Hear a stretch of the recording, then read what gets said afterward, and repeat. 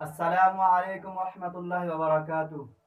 میرے بھائی اور دوستوں، میں آپ حضرات کے سامنے سیرت نبوی صلی اللہ علیہ وسلم کے بارے میں کچھ عرض کرنا چاہتا ہوں، اس امید کے ساتھ کہ میری باتوں کو بغور سنا جائے۔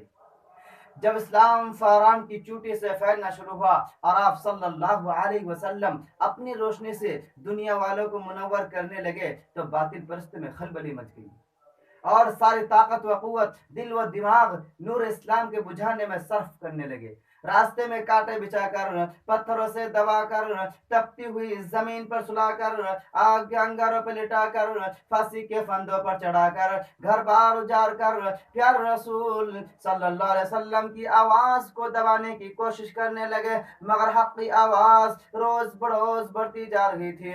حضرات، سن 7 نوی محرم کا مہینہ ہے کہ مکہ کے تمام لیڈروں نے مل کر ایک میٹنگ کی۔ ابو جہل نے پوری قوم کو للکارا کہ اے غیور عربو، جس کو ہم بچہ کا کھیل سمجھ رہے تھے، وہ آج ہمارے دین عزت و آبرو کے لیے طوفان بن چکا ہے۔ جس دن کا چرچا محمد کر رہے تھے، ان کے ماننے والوں کی تعداد روز بروز بڑھتی جا رہی ہے، ہمارے خداؤں کی توہین کی جا رہی ہے، جھٹلایا ٹھکرایا جا رہا ہے۔ اس لیے اے عرب کے بہادرو، اب پوری طاقت سے آگے بڑھو، ورنہ وہ دن دور نہیں کہ مکہ سے ذلیل و خوار کر نکلنا پڑے گا۔ ابو جہل کی تقریر نے پوری قوم کو گرما دیا، طرح طرح کی تدبیریں پیش کی گئی۔ بڑی دیر کے بعد یہ ہولناک تدبیر پاس ہوئی کہ محمد اور ان کے ماننے والوں کا بالکل بائیکاٹ کر دیا جائے، ان سے خرید و فروخت، سلام کلام لین دین بالکل بند کر دیا جائے۔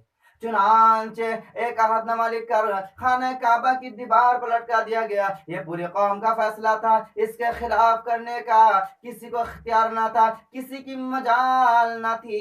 مسلمانوں کو شب ابی طالب میں بند کر دیا گیا، راستے میں پہرے بٹھا دیے گئے۔ مسلمانوں میں بچے بوڑھے جوان عورتیں سب تھی۔ کھانے کے سامان دھیرے دھیرے ختم ہو گئے، درختوں کے چھالے کھا کھا کر، کانٹے چبا چبا کر دین کاٹنے لگے۔ صرف ایک دن کے لیے پابندی ایام حج میں ہٹا لی گئی۔ مسلمان گھاٹی سے باہر آ گئے، کپڑے پھٹ گئے، آنکھیں دھس گئی، قدم لڑکھڑا رہے تھے، حضرت گرامی قربان جائیے میرے بھائیو دوستو ان مسلمانوں پر کہ جس کی زبان پر کوئی شکایت نہیں تھی۔ مسلمانوں کی خستہ حالت دیکھ کر کفار قہقہ لگا رہے تھے اور کہہ رہے تھے کہ مسلمانوں، کیوں تم اپنے آبا و اجداد کا دین چھوڑ کر حالات کو برباد ہو رہے ہو؟ تم اب بھی محمد کا ساتھ چھوڑ دو، ہم تم پر سے یہ ساری پابندی ہٹا لیں گے۔ مگر مسلمانوں نے جواب دیا، اے کفار سن لو، ہم حق پا چکے ہیں، ہم دربار محمد میں اقرار محمد کر چکے ہیں، ہم پر اسرار محمد کھول چکے ہیں، انوار محمد سے ہم فیضیاب ہو چکے ہیں، گفتار محمد نے محو کر دیا، لہذا ہم طوفان سے ٹکرا سکتے ہیں، خون کا دریا بہا سکتے ہیں، آگ کے بستر پر سو سکتے ہیں، بھوک سے تڑپ تڑپ کر دم توڑ سکتے ہیں، مگر مصطفیٰ کی رسالت کا انکار نہیں کر سکتے، نہیں کر سکتے۔ اس ابتلاء و آزمائش کے بعد پورے 3 سال مکمل ہونے والے ہیں۔ خوراکیں ختم ہو گئے، درختوں کے پتے اور چھالے کو بھی ختم کر ڈالے، عورتوں کی آنکھیں دھس گئی، جوان بھوک سے چکرانے لگے، پھول جیسے بچے ماں کے گودوں میں تڑپنے لگے۔ اس گھاٹی کا سب سے چھوٹا بچہ عقیل اچانک آنکھیں کھول کر اپنے امی سے کہتا ہے کہ ماں، میں بھوک سے مر جاؤں گا، مجھ کو بچا ورنہ میں مر جاؤں گا۔ ماں کے ضبط کا بندھن ٹوٹ گیا، وہ بے تحاشا اپنا سر زمین پر پٹکنے لگتی ہے، سر پھٹ جاتا ہے، لوگ اسے سنبھالتے ہیں اور وہ یہ کہتی رہتی ہیں کہ مجھ کو چھوڑ دو، میں اپنے لخت جگر سے پہلے ہی مرنا چاہتی ہوں۔ دنیا والوں، میرے بھائیو دوستو، میرے بزرگوں، میرے بھائیو دوستو، ذرا سوچو کیسی سنگین گھڑی تھی، کتنا بھیانک منظر تھا، مگر رسول پاک صلی اللہ علیہ وسلم کی باتوں سے منہ نہ موڑا۔ آج ہم بھی تو اپنے رسول صلی اللہ علیہ وسلم کی غلامی کا دعویٰ کرتے ہیں، اس لیے سن لیجئے، اگر ہم نماز پڑھتے ہیں، روزہ رکھتے ہیں، زکوٰۃ دیتے ہیں، حج ادا کرتے ہیں، تب تو واقعی ہم اپنے دعویٰ میں سچے ہیں، ورنہ ہمارا دعویٰ باطل اور بیکار ہے۔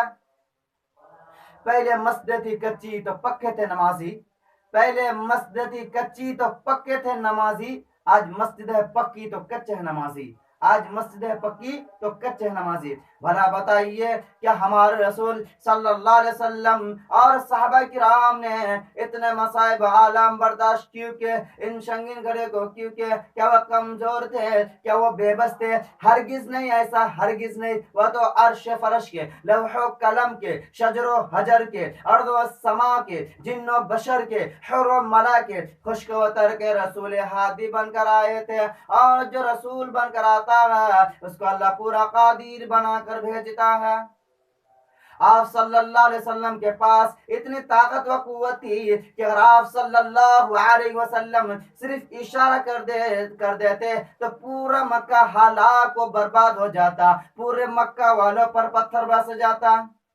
बाहर का फकीर उनके वालदा को देखकर मक्का में कोहराम मच गया था। सरकार दो आलम सल्लल्लाहु अलैहि वसल्लम सजदे में गिरे हुए थे। अबू तालिब जो आपके चचा है आते और कहते कि भतीजे अब बर्दाश्त की ताकत नहीं, अब तलवार चलाने की इजाजत दो। हुजूर ने फरमाया इंशाअल्लाह आज हम लोग इस घाटी से बाहर निकल जाएंगे। मुसलमान पूरे 3 साल के बाद आज दीन व दुनिया सलामत लेकर घाटी से बाहर आ गए।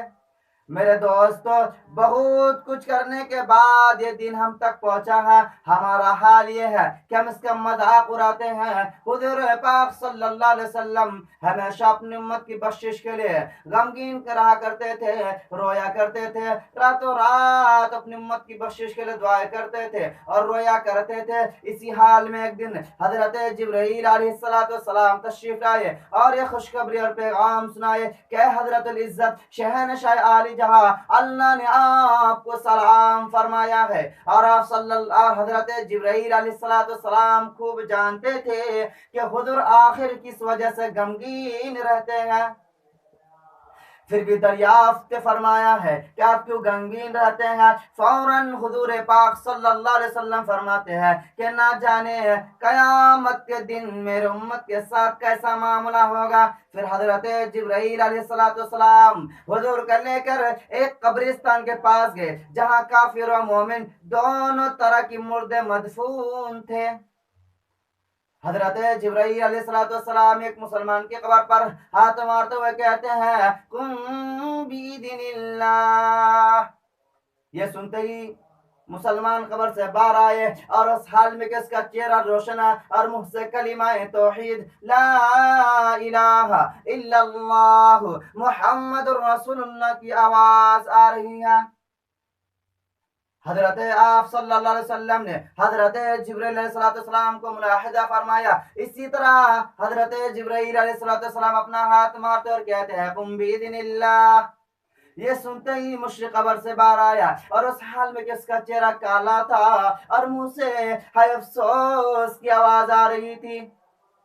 हजरत जिब्राइल अलैहिस्सलाम हुजूर पाक सल्लल्लाहु अलैहि वसल्लम को फरमाया जिस तरह भी अपने मोमिन बंदों को देखा और काफिरों को देखा ठीक उसी हाल में उस दिन भी होगा कि हर कलीमा गो को उसकी कब्र से उस कलीमा के साथ उठाया जाएगा और काफिरों की यही हालत होगी जो आपने देखा।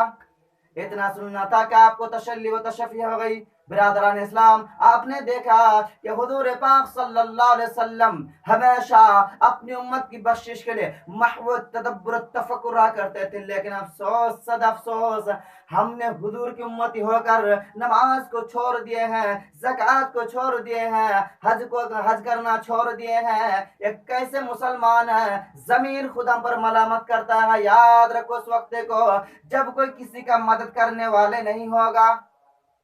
अल्लाह ताला नबी पाक सल्लल्लाहु अलैहि वसल्लम इरशाद फरमाता है कि अल्लाह ताला एक शख्स को बुलाएंगे और बड़े बड़े दफ्तर दिखलाकर फरमाएंगे ऐ फला देख ये तेरे गुनाहों का दफ्तर है। और वह कहेगा ऐ मेरे मौला मैंने ये सब गुनाह किया है। फिर अल्लाह ताला फरमाएंगे कि मैंने तुम्हारे पास एक रसूल भेजा था, वह तुमको इसके करने से रोकता और डराता था, लेकिन तुमने उसकी बात ना मानकर इनकार इस्तेज़ा किया और अब तुम अज़ाब अलीम का मज़ा चखो और फरिश्तों को हुक्म होगा कि इसके मुंह के बल घिसक कर जहन्नम में डाल दो। मेरे भाइयों दोस्तों, मैं अपने तकरीर को यहीं से ख़त्म करता हूँ। सब मेरे भाइयों दोस्तों, नमाज पढ़ना, ज़कात देना, हज अदा करना। अगर हमारे बोलने में कोई गलती हो जाए तो माफ़ करना। अस्सलामु अलैकुम व रहमतुल्लाहि व बरकातहू व मा तौफीक़ी इल्ला बिल्लाह।